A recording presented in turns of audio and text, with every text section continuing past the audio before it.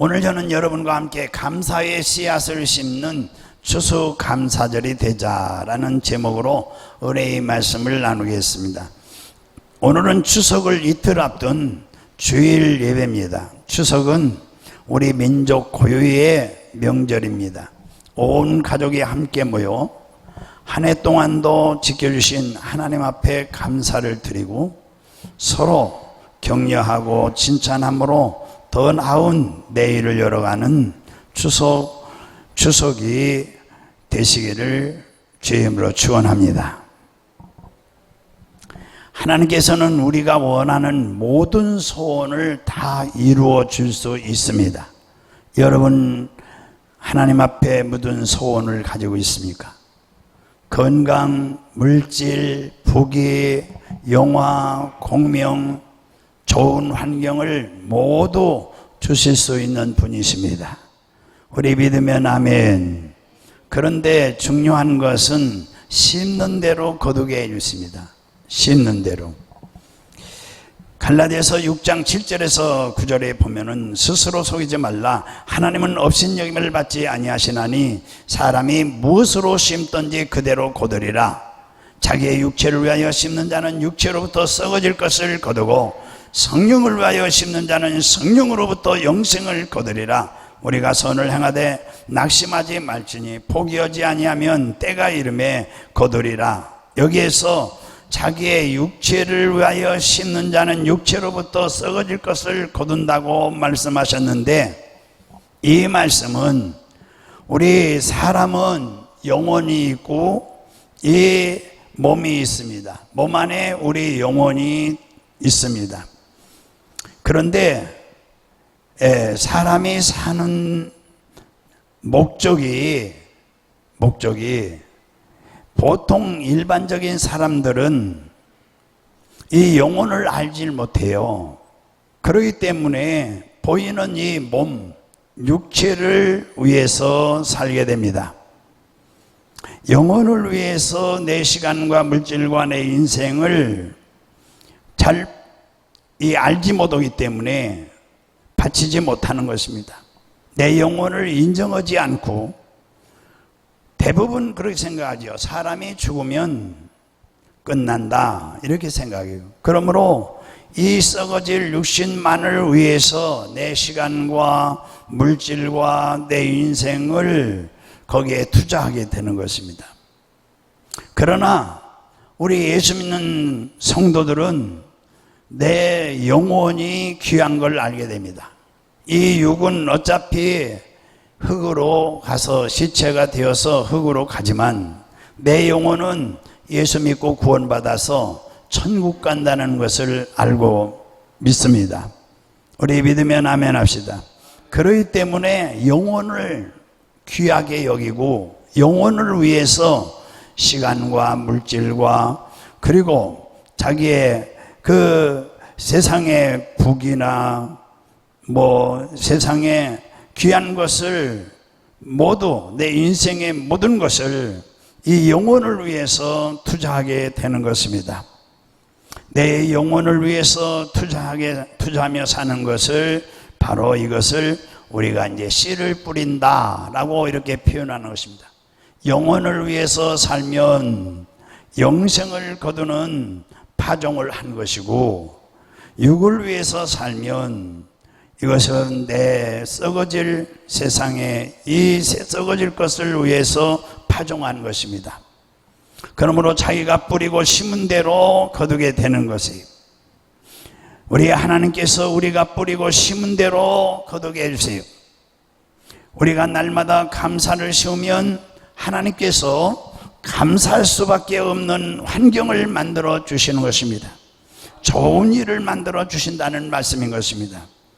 오늘 본문에 보면은 시편 50편 14절에 15절에 감사로 하나님께 제사를 드리며 지존하신 이에게 네 소원을 갚으며 환난 날에 나를 부르라. 내가 너를 건지리니 네가 나를 영화롭게 하리라. 우리가 환난을 당할 때에 하나님께 더욱 감사를 심고 부르짖어 기도하면 하나님이 기도를 응답하신다는 뜻인 것입니다. 그러므로 하나님께서 저와 여러분에게 기쁨과 행복을 주시는 것입니다. 여러분, 이제 감사와 찬송, 참으로 하나님이 가장 기뻐하시는 일인 것입니다. 그러면 이제 추석을 맞이하면서 우리가 어떻게 살아야 되느냐? 첫째, 하나님께 항상 감사를 심어야 우리 삶의 기쁨과 행복을 얻게 되는 것입니다. 사람은 기쁨이나 행복을 말하지만 실제 가슴 짜릿하게 기쁨과 행복을 체험하지 않고 있는 것입니다. 많은 사람에게 기쁨과 행복이란 마음에 있는 상념이지 실제로 몸으로 체험하는 일이 안 되고 있는 것입니다. 그것은 왜 그러냐? 감사와 이 기쁨과 행복이 아주 면밀한 관계를 가지고 있기 때문인 것입니다. 다시 말씀드리면 이 기쁨과 행복의 형태가 이루어져 있지만은 감사를 심지 않으면 우리 생활 속에 기쁨과 행복이 나타나지 않는 것입니다. 마음에 있는 것으로 우리는 감사를 심으면 이 우리 마음이 달라지는 것입니다. 긍정적인 사람이 되는 것입니다. 내 감사를 내 마음에 심으면 기쁨과 희망이 마음에서 생겨나는 것입니다. 우리는 자꾸 없는 것을 바라보고 또 내 마음에 없는 것, 내 가정에 없는 것, 내 환경에 없는 것, 그리고 내가 갖지 않은 것, 이런 것들을 생각하고 없으니까 내가 불행하다고 생각하는 그 가운데 불평을 심게 되는 것입니다. 여러분, 그러니까 조그맣게 있던 행복도 불평하면은 기쁨도 사라지고 마는 것입니다.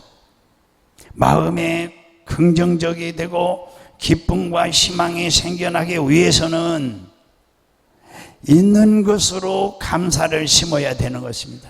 없더라도 없는 것이라도 하나님께서 앞으로 은혜를 주시고 또 채워주실 걸 믿고 감사를 하면은 우리가 마음속에 행복이 이제 넘치게 되고 기쁨이 살아나게 되는 것입니다. 저는 오래전에 이 사회복지대학원을 공부하면서 이 석사과정인데 은평구에 있는 장애인 복지관을 가서 이제 연구를 해오라. 그래서 발표를 하라 해서 제가 거기를 몇 번 갔습니다. 가서 마음속에 적실히 느낀 것은 여기는 장애인들만 있어요. 그래, 팔다리 못 쓰는 사람들도 있고 참으로 전신을 사용하지 못하는 불구자들을 볼 때에 참 그들은 다리도 못 쓰고 팔도 못 쓰는 사람들이기 때문에 참으로 보기에는 굉장히 그들이 삶이 어두운 줄 알았어요. 그런데 가보니까 얼마나 얼굴이 빵긋빵긋하고 그리고 얼마나 얼굴이 티 없이 즐거운지 모르겠어요. 즐겁게 살고 있었어요. 저는 그들을 이제 보면서 참으로 가질 것 다 가졌는데 내가 하나님 앞에 저들만큼 기쁘게 살고 있는가? 정말 마음에 행복이 있는가? 생각해 봤어요. 여러분, 저렇게 아무것도 없어도 몸이 그렇게 장애자라도 기뻐하고 즐거워하는데 여러분 가지고 있고 건강하고 내가 감사하고 기뻐하지 못하면 어떻게 되겠는가? 그래서 하나님 앞에 회개하는 마음으로 죄책감을 느끼고 회개를 했습니다. 여러분, 감사를 심으면 점점 있는 것이 눈에 보이고 불평과 원망하면 있는 것도 눈앞에서 사라지는 것입니다.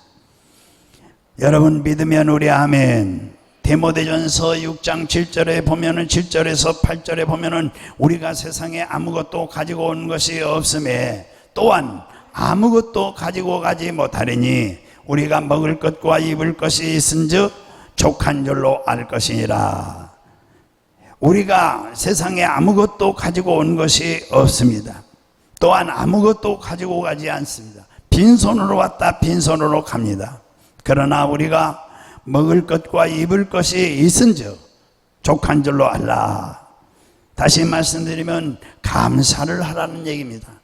감사를 씌우면 자꾸 더 하나님께서 좋은 것으로 채워주신다는 말씀인 것입니다. 우리 믿으면 아멘 합시다. 그러므로 우리는 자꾸 있다는 생각을 해야 되지, 있는 것도 없다고 그러면은 자꾸 있는 것도 없어지는 것입니다. 그러므로 자꾸 없다고 원망하거나 불평하거나 탄식하면 있는 것도 빼앗긴다는 말씀인 것입니다. 저는 어렸을 때에 이 형제가 많았어요. 그때는 8남매에 있었어요. 그런데 큰애가 먼저 여동생이 죽었죠. 그런데 아침에 이렇게 밥상에 딱 들어오면은 이 8남매가 바글바글바글해요. 그런데 아침에 일어나서 이제 밥을 갖다 놓으면은 어떤 놈은 이게 찬이 마음에 안 든다, 밥이 마음에 안 든다, 그래가지고 발을 막 내두르면서 밥 수저를 던지면서 막 울고 신경질 내는 거예요. 그러면 우리 아버지가 이렇게 일하시다가 들어와서 아침 잡수려고 보다가 그러면은 가만 놔두질 않습니다. 야, 밥 먹기 싫으냐? 그거 내놔. 그래, 불평하고 울면은 밥을 싹 뺏어버려요. 가지고 가버렸어요. 저도 전에 한번 뺏겼죠. 그런데 그 다음부터는 제가 절대 밥 먹을 때 불평을 안 하는 거예요. 그걸 가지고 왔는데 아버지가 그런 거예요. 나가시면서 절대 오늘 밥 주지 마라. 하루 굶겨 봐야 된다. 그래서 이제 때가 조금 지나니까 얼마나 배가 고픈지 부엌에 가서 뭐 훔쳐 먹을 정도 되는 거예요. 그래, 불평하면 뺏기는구나. 있는 것도 뺏기는구나. 사랑하는 여러분, 원망 불편 탄식하면 있는 것도 빼앗기는 것입니다. 그것이 우리가 상상하는 것보다 다른 삶의 법칙이에요. 우리가 감사를 씌우면 행복하고 기쁨이 오고 주위에 또 밝게 하여 주위 사람들에게 평안을 주게 되는 것입니다. 여러분, 오늘날 우리가 얼마나 살기가 바빠요. 힘들고. 그래, 남자분들은 직장 가서 정말 직장에서 피가 터지도록 생존 경쟁에서 싸우고 그렇게 시달리고 스트레스 받고 집에 왔는데 집에 오니까 또 아내가 그러는 거예요. 애들 보기가 얼마나 힘들고 삶이 힘든지 알아. 당신 해보시오. 그러면은 집에서 스트레스 또 받는 거예요, 이게. 그러면은 직장에서 피가 터지도록 생존 경쟁에 스트레스 받고 집에 와서 받고, 그래서 보니까 제가 요양원을 경험해서 보니까요, 남자는 일찍 죽더라고요. 여자는 적어도 5년 내지 10년은 더 살더라고요. 나 그래서 연구를 해봤어요. 해봤더니 남자들은 직장에서 피가 터지도록 스트레스 받고 집에 오니까 또 아내가 이게 스트레스를 또 주네. 애들이 스트레스를 주고, 그러니 집에서나 어디서나 요즘은 또 코로나 때문에 밖에 나가서 또 한 잔 못 먹잖아요. 그러니 스트레스를 주지 말아야 돼요. 여러분, 내가 감사 조금만 하면은요, 집안이 행복해지는 거예요. 남편에도 감사, 아이들에게도 감사, 부모, 형제, 자녀, 친구 다 함께 살잖아요. 그러므로 주위를 밝게 하고 가정을 밝게 하고 환하게 하려면은 내 한 사람 때문에 슬픔이 사라지고, 내 한 사람 때문에 어두운 분위기가 사라지고 명랑하고 화평하고 즐겁게 된다면 얼마나 플러스가 되고 좋겠습니까? 이번 추석에는 여러분, 내가 우리 가정을 아주 행복하게 만드는 주인공들이 되시기를 주임으로 축원합니다. 그래서 환경을 밝게 하기 위해서 내가 있는 것으로 감사를 심고 기쁨과 행복해야 행복과 기쁨을 다른 사람에게 나눠줄 수 있고, 할렐루야, 하나님이 그곳에 역사가 일어나는 것입니다. 골로새서 3장 15절에 그리스도의 평강이 너희 마음을 주장하게 하라. 뭐가 주장하게 하라? 평강이. 너희는 평강을 위하여 한 몸으로 부르심을 받았나니 너희는 또한 감사하는 자가 되라. 감사하는 자가 될 때에 이 마음의 평강이 오고 몸도 건강해지고, 할렐루야. 마음의 평강을 가지고 사는 것이 하나님이 우리에게 주신 사명인 줄로 믿으시기 바랍니다. 시편 50편 23절에 오늘 본문에 50편 23절에 보면은 우리 같이 읽어봐요. 성경을. 감사로 제사를 드리는 자가 나를 어떻게 해요? 영화롭게 하느니라. 하나님이 영광을 받도록 하나님을 영화롭게 하는 데에 누가 영화롭게 합니까? 감사하는 사람. 할렐루야. 감사하는 사람. 감사로 제사를 드리면 하나님을 영화롭게 한다 그랬어요. 그러므로 하나님께 예배드리고 나오면서 문 밖에 나오자마자 불평하면은 그것이 하나님께 예배드리는 것이 아닌 것입니다. 오늘 목사님 설교가 영 재미가 없어. 오늘 설교가 왜 이렇게 또 길어? 이러고 나오면은 여러분, 그 예배는 하나님께 드리는 예배가 아니에요. 여러분, 하나님께 예배드리고 나오면서 하나님께 감사를 심어야 됩니다. 할렐루야. 그래야 그날 전한 말씀이 여러분 일주일 동안 삶에 축복이 넘치는 줄로 믿으시기 바랍니다. 두 번째는, 그러면 불평하면 어떤 결과가 오는가? 여러분 삶에 불평하면 어떤 결과예요? 불평하면은 불행이 오는 것입니다. 불평하면 뭐가 와요? 불행해지는 것입니다. 없는 것을 헤아리고 불평을 씌우면 마음이 부정적으로 변하게 됩니다. 그 사람 인격이 문제가 되는 거예요. 그래서 원망과 불평과 이 행복이 찾아오지 않습니다. 이 원망과 불평하면은 불행만 찾아오는 거예요. 불행. 마음이 부정적인 곳에 긍정적인 것이 들어오지 못하기 때문에 내가 마음이 부정적이 되어 있으면 자연스럽게 원망스럽고 불평스럽고 불행하게 되는 거예요. 고린도전서 10장 10절에 그들 가운데 어떤 사람이 원망하다가 어떻게 됐어요? 같이 읽어요. 시작. 그들 가운데 어떤 사람이 원망하다가 멸망시키는 자에게 멸망하였나니 너희는 그들과 같이 뭐하지 마라? 원망하지 마라. 원망은 내가 했는데 멸망시키는 사람들이 와서 그를 멸망시켜 버린다고 말씀하신 거예요. 그러므로 원망이 보통 것이 아니라는 것을 알 수가 있어요. 원망을 하기 때문에 원망한 사람들을 멸망시키는 뭐가 오느냐? 재앙이 따라오는 거예요. 뭐 망하고 싶은 마음이 누가 있겠어요? 잘 되고 싶고 성공하고 싶고 다 위대한 사람이 되고 싶잖아요. 그런데 이 마음이 부정적인 마음을 가지고 자꾸 이 원망과 불평을 해대면은 결국은 불행이 오는 거예요. 불행해지는 것입니다. 거기에 이제 마귀가 들어오는 것입니다. 악한 영이 들어오는 것입니다. 원망한 사람들을 멸망시키는 재앙이 오는 것입니다. 요사이 이렇게 독한 코로나가 돌아다녀도 아직 우리 성도들은 크게 코로나에 걸려서 한 분도 없어요. 왜냐하면 여러분, 우리 성도들은 대부분 참 감사를 많이 하는 것 같습니다. 할렐루야. 감사를 신고 기도하니까 코로나 이 악한 영들, 더러운 영들, 저주받은 영들이 넘나들지 못하는 것입니다. 코로나 바이러스가 들어올 자리가 없는 것입니다.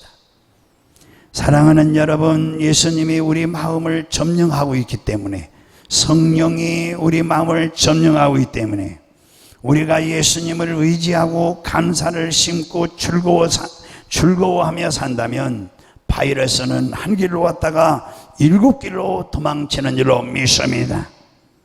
불평은 음지의 세력이에요.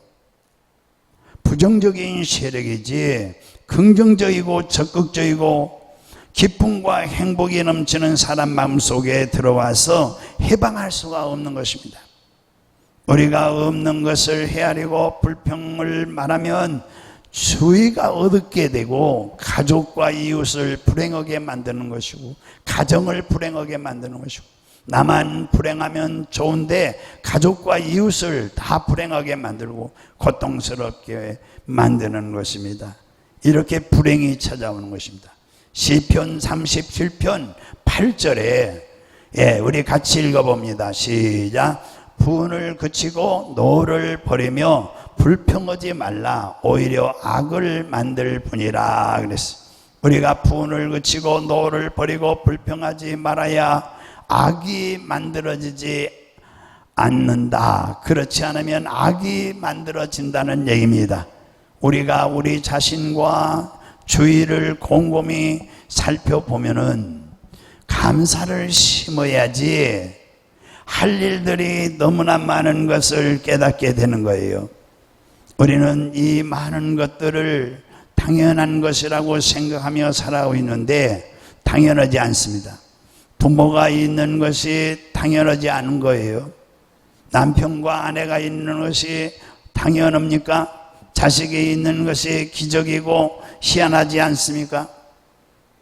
사랑하는 사람이 함께 있다는 것은 참 놀라운 일이 아닙니까? 우리가 당연한 일이라고 생각하기 때문에 우리 삶에 정말 감사가 없고 당연한 것이라고 생각하기 때문에 기쁨과 행복을 느끼지 못하는 것입니다. 지금 밥새끈이 잡수는 거 당연하다고 생각하십니까? 그렇지 않습니다. 밥새끈이 못 잡는 물이 수두룩합니다. 여러분 이 물을 딱 마시잖아요. 꼴깍꼴깍 물 넘어가죠. 그 당연하다고 생각하십니까? 여러분 물 못 마시는 분들이 너무 많습니다. 물도 못 마셔요. 저는 요양원을 오랫동안 경영하면서 많이 봅니다.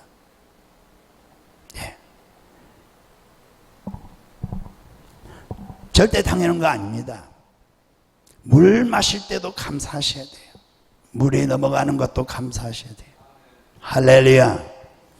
좀 촌스럽고 좀 부끄럽지만은 여러분들이 화장실 가서 대소변 보고도 감사하셔야 돼요. 저는 거기에 늘 감사해요. 야, 내가 참 건강하구나. 많이 밥 한 그릇 먹는 것도 감사한 거예요. 밥 한 그릇 못 먹는 사람도 얼마나 많은데요. 안 넘어가는 거예요. 오늘 여기 들어오면서 이거 체온 쟀죠. 36점 얼마 이렇게 나오죠. 정상입니다. 그때 여러분 뭐라고 생각하고 들어오세요? 감사하다고 생각하는 분 몇 분이 있을 것 같은데 딱 재면서 36.5입니다. 정상입니다. 그러면 아이고 하나님 감사합니다. 오늘도 2,000명이 된겨 코로나 확진자가 어제 그제 나온다는데 그 중에 한 사람이 아니니까 너무 감사하지요. 아직 확인 안 한 사람들도 더 많을 것이고 감사해야 돼요. 범사에 감사라. 항상 감사라. 쉬지 말고 감사라. 이것이 하나님이 우리를 향한 뜻이니라. 이래야 행복할 기쁨이 넘치고. 할렐루야. 우리는 항상 감사하는 마음을 가지려고 마음의 결심을 하시기를 주님을 축원합니다. 자녀들이 건강한 것도 감사하셔야 됩니다. 자녀들이 병원이나 자꾸 왔다 갔다 해서 그러면은 얼마나 힘든지 아세요? 세 번째는 항상 감사하는 마음을 그래서 심으라는 것입니다. 인간은 과거와 현재와 미래를 품고 삽니다. 그러므로 과거의 은혜를 기억하고 감사를 심고 현재의 삶을 살펴서 있는 것을 감사를 심고 미래에 다가올 복을 기대하고 감사해야 됩니다. 앞으로 주실 복을 바라보고 감사했습니다. 우리는 현재 과거만이 아닙니다. 앞으로 큰 복을 주실 거다. 우리 김성섭 장로님하고 총회를 가는데 들으니까 신바람이 나는 거예요. 야, 이 감사하지 않을 수가 없겠다. 매일매일 감사이지. 아예 그렇게 마음의 결정을 하고 결심을 해야 됩니다. 우리는 과거에 부모님의 은혜를 생각하고 감사해야 되는 것입니다. 부모 없는 자식이 어디 있겠어요? 돌아가셨어도 감사하셔야 돼요. 이번에 추석에 다 제사를 드리는, 불신자들은 제사를 드리고 우리는 예배를 드리잖아요. 그래 예배에 드릴 때에 여기에 이제 기감의 말씀 순서가 있어요.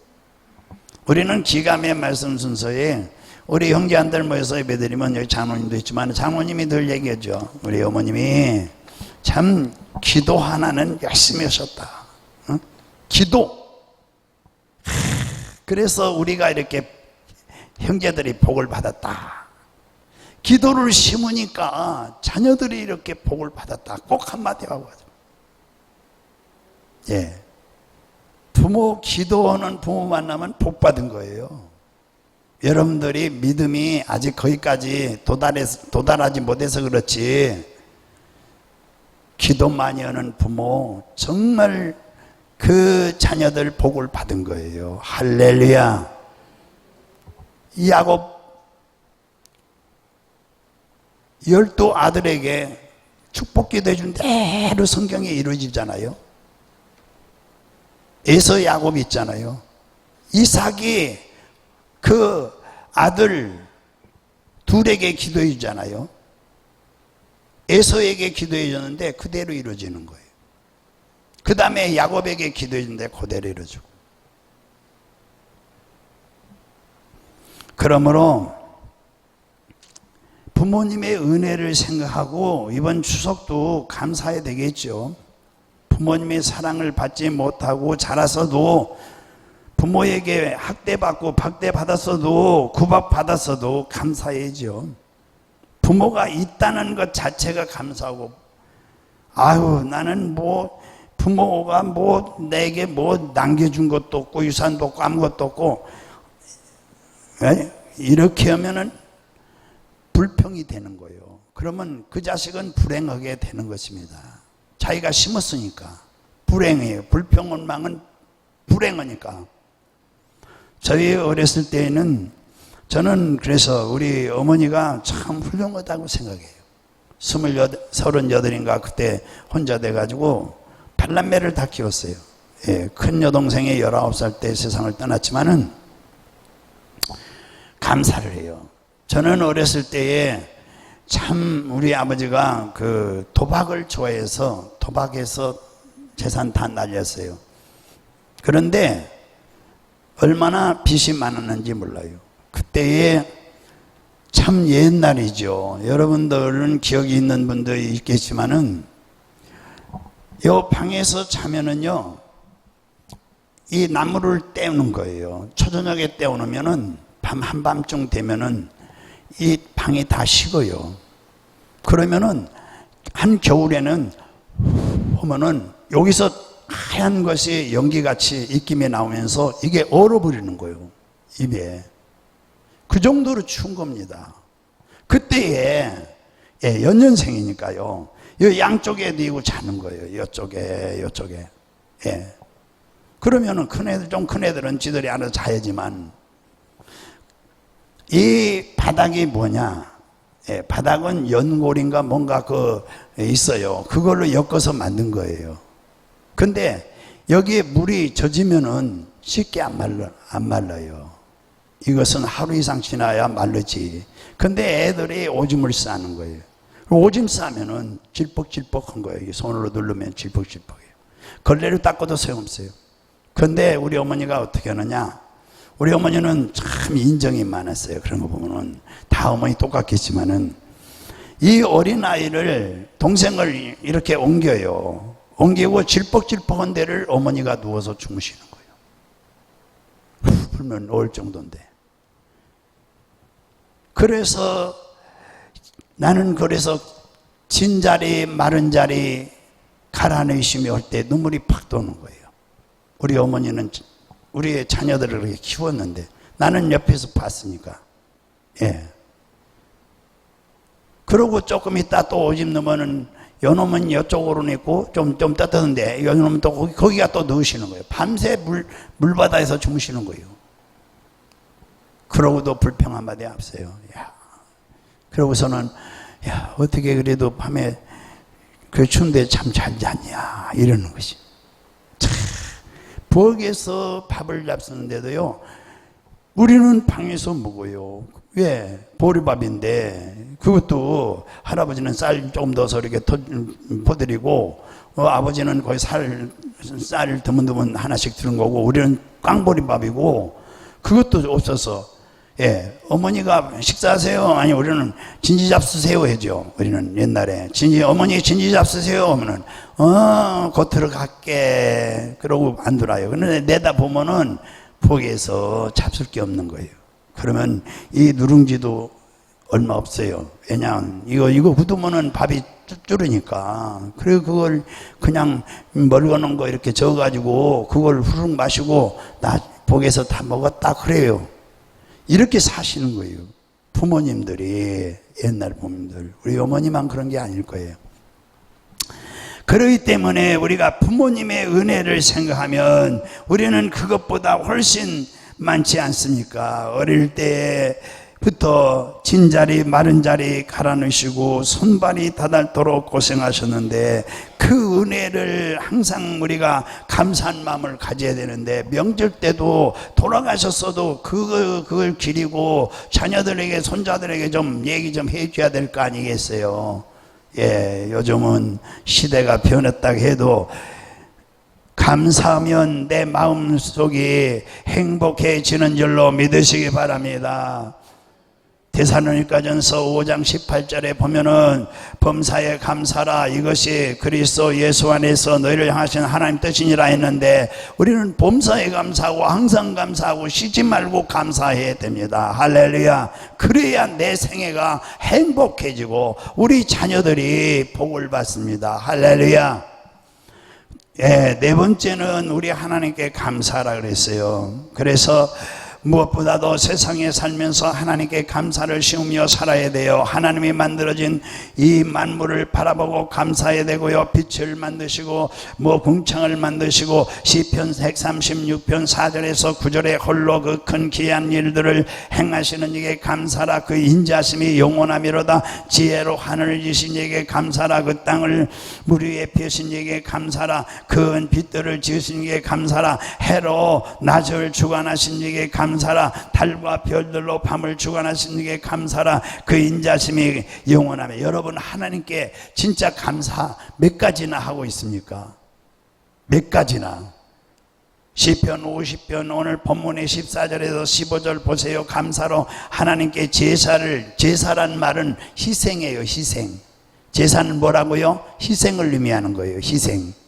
하나님께 우리가 감사하면서 희생으로 예배 드립니까? 지존하신 내 소원을 갚으며 환난 날에 나를 부르라. 내가 너를 건지리니 내가 나를 영화롭게 하리라. 감사하는 자는 하나님이 환난 때에 건져주시고 기도 응답을 하신다는 말씀이에요. 할렐루야. 냉수 한 그릇 떠놓고 감사하는 것, 정말 빈손 들고 아침마다 감사하는 것, 예, 그런 뜻이 아니에요. 자, 시편 100편 4절에서 5절 감사함으로 그의 문에 들어가라 그랬어요. 찬송함으로 그의 궁정에 들어가라 그랬어요. 그리고 하나님께 감사하며 하나님의 이름을 송축하라 그랬어요. 여러분, 하나님께 어떻게 대궐에 들어가며 하나님 문 앞에 어떻게 설 수 있느냐? 감사함을 심어야 돼요. 감사를. 그래서 개인 신앙과 감사와 이 찬송을 많이 하는 교회는 주님이 언제나 임재해 있고 역사가 일어나는 것입니다.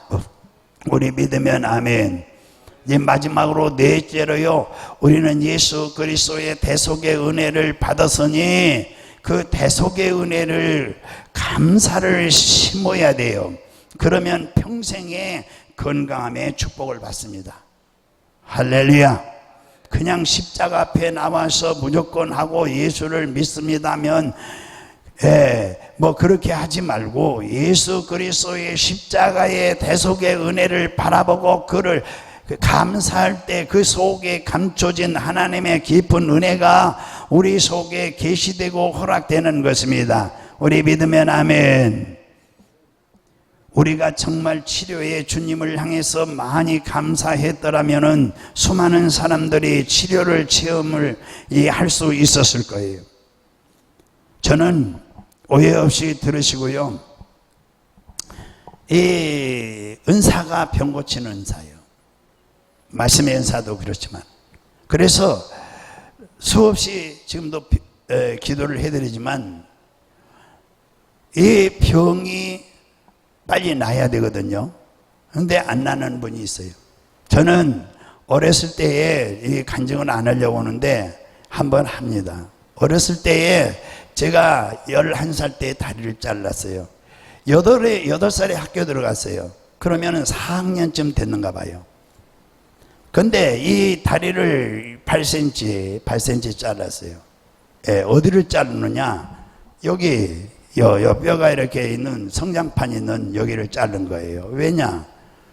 밖에다가 놀다가 어려서 또 지게도 쳤었대요. 근데 그쪽 다리를 뛰어다니다가 여기가 저녁에 들어왔는데 그때 그날 저녁에 이렇게 언덕진 데서 쓴밥꼭질 한다고 다가 팍 뒹굴었어요. 예, 뒹굴었는데 시골에는 밥 먹고 저녁에 쓴밥꼭질을 많이 해요. 그게 뒹굴었어요. 이 위에 마당에서 밑으로 뒹굴었어요. 그런데 집에 오니까 여기가 퍼른 거예요. 엉덩이가. 그래서 아침에 여기가 너무너무 아픈 거예요. 우리 어머니가 이제 어머니한테 얘기한 거죠. 여기가 퍼른데 보시라고 그러니까 거기 다쳤구나 그러는 거예요. 그러더니 여기 골무면 따면 된다 이러는 거예요. 그래서 골무면 따면 되는 줄 알았어요. 그게 공기를 기다린 거예요. 이게 뼈가 이렇게 어긋나 가지고 여기 성장뼈가 여기 고관절이라고 그러죠. 고관절이 깨진 거예요. 그런데 거기가 골물 때를 기다린 거예요. 퍼레다 빨간에다가 이제 그래 골무니까 이거 아마 대접 엎어놓은 것 같아요. 대접. 그래서 우리 아버지가 그러는 거예요. 여기 밑에 사돈이 계신데 사돈이 한 의사 보수로 쨘다 그래요. 그래서 보수가 뭔가 했더니 가봤더니 이렇게 넓적한 침이에요.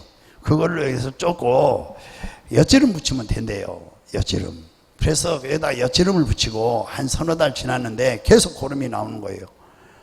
그래서 무량청청 하는데 거기 가서 또 일단 한약을 또 먹으라 해서 한약 저다 먹고 여기를 수술을 하고 그리고 뼈를 수술을 하고 자르내든가 해야 되는데 그냥 그래서 이제 무식하게 보수로 째고 여기를 눌러서 기름이 아니고 그 고름을 다 빼내고 그래도 고름이 계속 나오잖아요. 그러니까 또 하는 얘기가 동네 개를 잡아서 삶아서 먹기도 하고 물에 들어앉았으면은 이게 고름이 다 빠진다는 거예요. 그래 또 들어앉았었지요. 동네 개 잡아다가 다 그렇게 그러고 있으니까 이게 점점 더 이게 막 구멍이 커진 거예요. 그러니까 또 이제 무량정청하는 천도교인가 모르겠어요. 거기 가서 또 1년 거기 있었어요. 그분이 물을 푸면 이 모든 병이 다 낫는다는 거예요. 거기가 있는 동안에 다리가 다 썩어버린 거예요. 뼈가. 그래서 서울에 무슨 병원인가 도립병원이라고 하더라고요. 할머니가 갖고 왔는데 여기가 이제 다 썩어서 이제 엑스레이 찍어보니까 썩어서 못 쓴다는 거예요. 여기를 완전히 절단해서 잘라버려야 사람이 산다는 거예요. 참 사람까지 위험하다. 할머니가 겁이 나가지고 그냥 엊굿이 지방에 내놨어요. 내놓으니까 또 아버지가 군산 도립병원이라는 데가 있어요. 도립병원이라고 하더라고요. 거기를 또 얻고 간 거예요. 어릴 때 생각은. 가서 또 찍어보니까 이 다리는 이제는 잘라야 사람이 살 수 있다 이게. 그래서 잘라내는 걸로 하니까 또 겁이 나서 또 데려온 거예요. 그래가지고 대천 송림병원이라는 데 가서 다리를 자르야 되는데 이렇게 붙여놓으면은 살 수 있다. 다시 붙을 수도 있다. 그러나 자르는 걸로 해서 도장 찍어라. 그래 우리 아버지가 도장 찍어가지고 수술을 했어요. 그런데 하나님이 기가 막히게 다리가 뼈가 이렇게 붙은 거예요. 한 1, 2년 그 병원에서 이제 다니면서 고쳤는데 기가 막히죠. 그러고 나서 이제 그 이후에 이제 계속 내 안에는 뭐가 있어요? 우리 어머니 아버지가 나를 병신 만들어 놨다. 그런데 우리 어머니가 또 예수를 믿게 되니까 뭐라고 하느냐? 우리 어머니는 답이 정확한 거예요. 지금 보니까 네가 그렇게 병신된 것은 우리 조상들이 귀신을 섬겨서 그렇다. 귀신을 섬겨서 네가 다리 잘라서 병신이 된 거다. 그러는 거예요. 그때부터 이게 원망이 나오는 거죠. 마음에 차라리 죽게 놔두는 게 낫지, 살려가지고 이게 이렇게 병신 돼버렸으니 어떻게 하면 좋냐 이거죠. 그래서 우리 부모님들이 너무너무 무식해가지고 사람을 병신 만들었다 이거예요. 그래 가슴에서 막 원망이 나오는 거예요. 막 정말 원망이에요. 누구한테 무슨 소리만 들면 원망 나오고 무슨 소리 들면 너무나 나오고 이러니까 결국은 병이 다리가 문제가 아니라 온몸에 이 폐병이 온 거예요. 폐병, 임파선, 연주, 위장병, 간장병, 모두 별병 다 알아봤어요. 그래서 결국은 제가 예수 믿고 불받아서 치료를 받고 회개를 했어요. 그 다음부터 저는 감사하며 사는 거예요. 그냥 무조건 감사해야 돼요. 그러면 건강히 살 수 있어요. 건강의 비결은 뭐냐? 감사. 불평하면은 아무리 교회에서 중직을 해서도 병이 오게끔 돼 있어요. 병 있는 사람은요, 제가 보니까 성품이 달라요. 오해 없이 들으세요. 뭔가 성품이 달라요. 이게 부드러운 게 별로 없어요. 사람이 부드러워야 되거든요. 나 부드러우려고 많은 노력을 하는 거예요. 제가요, 부드러우려고. 성품이 부드러워야 돼요. 그래서 저는 빌립보서 2장 5절 이하에 있는 말씀을 다 외우고 또 외우고 우리 아들 목사님에게도 자꾸 너는 법학을 해가지고 변호사가 국제 변호사가 된다 해가지고 법학을 해가지고 사람이 너 까시다. 내가 늘 그래. 까셔 너무 까셔. 너 법을 배워가지고 맨날 까시게 그렇게 콩이니 파시니 따지면 어떻게 목회를 하냐. 그러면서 사람이 부드러워야 된다. 이제부터 너는 법을 공부했다고 생각하지 마라. 그리고 이제 완전히 그것이 빠져야 목회할 수 있다. 내가 늘 그렇게 말하죠. 성품이 부드러워야 돼요. 그래서 오늘 여러분 부드러운 성품은 감사하는 성품인 것입니다. 불평원망하는 사람은 까다로운 사람이에요. 뭔가 이 가시가 있는 마음을 가지고 있어요. 그래서 병이 많습니다. 여러분 불평원망하면 병이 많아요. 그래서 우리 이제 말씀을 마치겠습니다. 우리가 정말 치료의 주님을 향해서 많이 감사했더라면 수많은 사람들이 치료를 체험할 수 있었을 것입니다. 여러분 십자가에 예수님을 바라보며 감사하시기를 주님으로 축원합니다. 저는 많은 경험이 있지만은 그런 얘기를 안 해요. 근데 오늘 처음 했어요. 처음 들었을 거예요.